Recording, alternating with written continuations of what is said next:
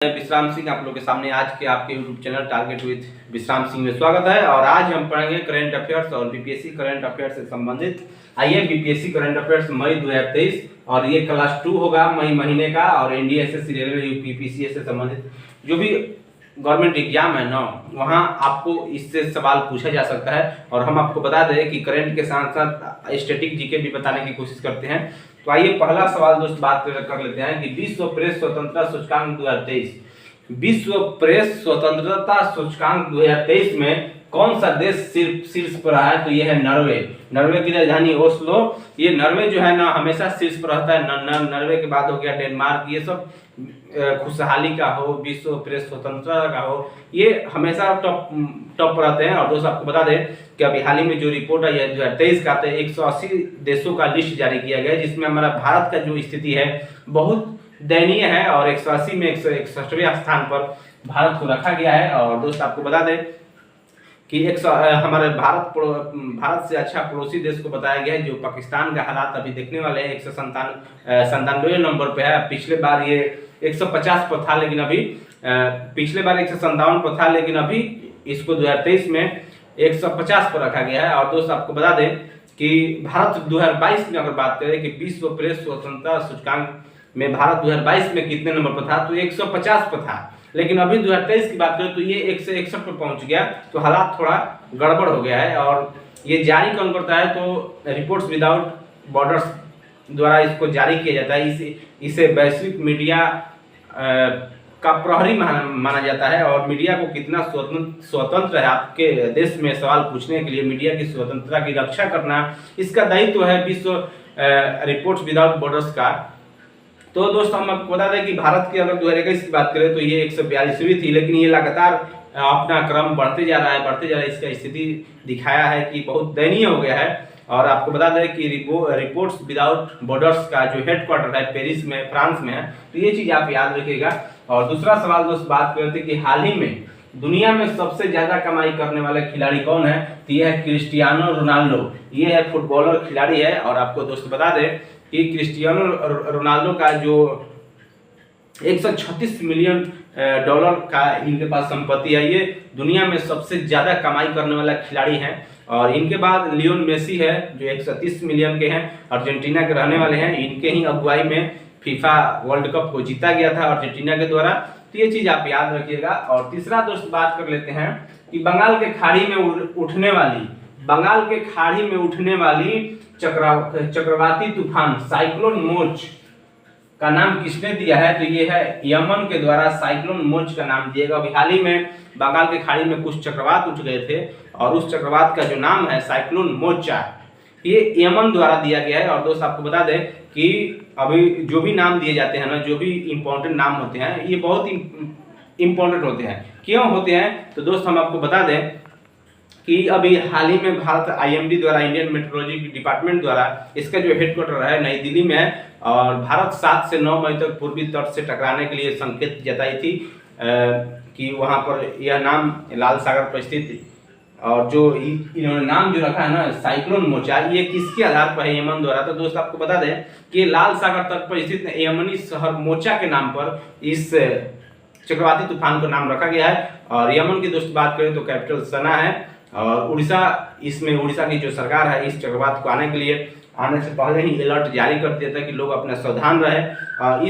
इस साल में श्रीलंका के द्वारा कुछ नाम दिए गए, जैसे असली चक्रवात ये श्रीलंका ने दिया था, बंगाल की खाड़ी में भी उठा था। गुलाब चक्रवात ये पाकिस्तान के द्वारा दिया गया नाम है। शाही चक्रवात कतर ने दिया था। जवाद चक्रवात ये सऊदी अरब के दिया हुआ है। अभी हाल ही में ग्रेबियल चक्रवात था जो न्यूजीलैंड में आया था। तो ये सब जो चक्रवातें हैं ना, ये तरह तरह के देश जो है नाम देते हैं और उससे सवाल एग्जाम में पूछ दिया जाता है। तो ये चीज याद रखने वाला है।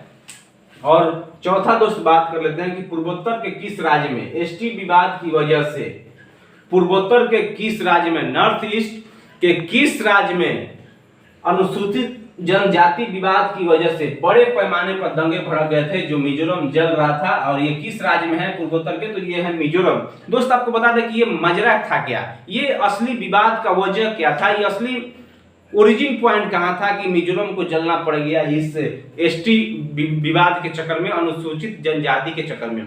तो दोस्त आपको बता दें कि मणिपुर में दो ग्रुप हैं, मणिपुर में दो ग्रुप है, एक है मैतेई समुदाय और एक है कुकी और नागा समुदाय।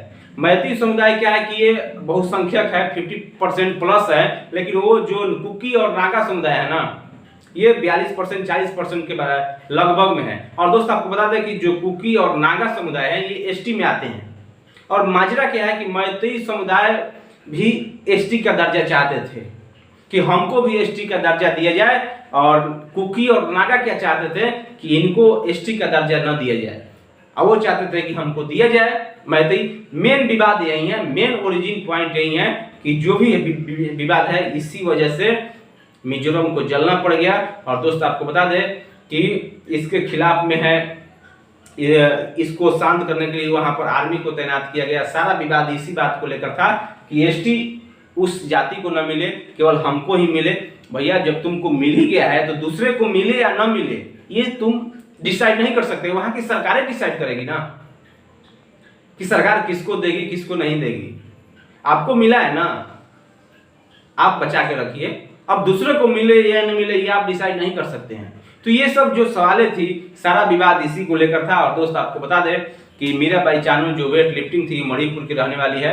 और दूसरा बात आपको बता दें कि वहाँ का जो पड़ोसी राज्य है ना, जैसे नागालैंड हो गया, असम हो गया, मिजोरम, ये सब जो पड़ोसी राज्य हैं, और मणिपुर का जो राजधानी है इम्फाल है। और एक और दुनिया का ऐसा माना जाता है कि पहला तैरता हुआ जो पार्क है केबुल लामजाओ, तो ये तैरता हुआ पार्क है। और आपको बता दें कि दूसरा अगर वहाँ के जो ये बता दें मणिपुर के जो चीफ मिनिस्टर है एन बीरेन सिंह है, गवर्नर अनसुईया यूके है। और जो मणिपुर का जो सीमा है ना किस विदेशी देश से लगता है तो है म्यांमार से लगता है। और दोस्त आपको बता दें कि ये जो चीजें हैं सब याद करने वाला है, ये आपके एग्जाम में पूछ दिया जाएगा। ये आप याद रखिएगा कि सभी माजरा किस लिए है, एसटी विवाद के लिए है।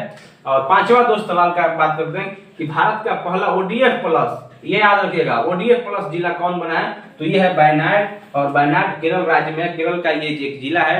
ओडीएफ प्लस बोलेंगे ओपन डेफिशिएंसी फ्री। और आपको बता दें कि खुले में शौच से मुक्त इस जिले को किया गया है। वहां पर जो भी है लोग खुले में शौच नहीं करते हैं। ये है केरल का वायनाड जिला। और दोस्तों आपको बता दें साइलेंट वैली का है, तो ये केरल से ही संबंधित है। और भारत का पहला डिजिटल बैंकिंग वाला राज्य ये है केरल है। अभी हाल ही में चर्चा में था पेरियार टाइगर रिजर्व, क्योंकि सबसे सर्वश्रेष्ठ उस टाइगर रिजर्व को माना जाता है, वो है पेरियार। भारत का पहला जेंडर पार्क केरल में है। केरल से आप और याद रख सकते हैं केरल का जो लोकसभा सीट है 20 है, और राज्यसभा की बात करें तो 9 है, और विधानसभा 140 सीट के साथ है। तो ये चीज याद रखिएगा। और 6 नंबर का दोस्त बात कर लेते हैं कि विश्व रेड क्रॉस दिवस।